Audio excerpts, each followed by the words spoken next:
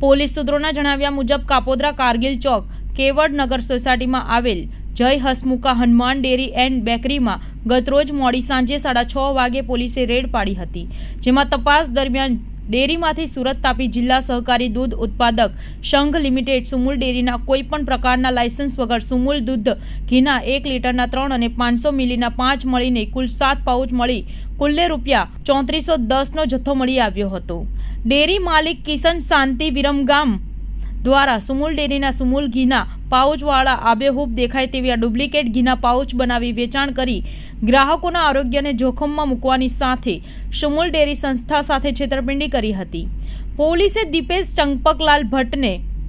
ફરિયાદ લઈને ડેરી માલિક કેશવ વિરમગામ પટેલની ધરપકડ કરી હતી, જ્યારે તેની પૂછપરછમાં ડુપ્લિકેટ ઘીનો જથ્થો પ્રતિક ઠક્કર આપી જતો હોવાની કબૂલાત કરતા તેને વોન્ટેડ બતાવ્યો હતો।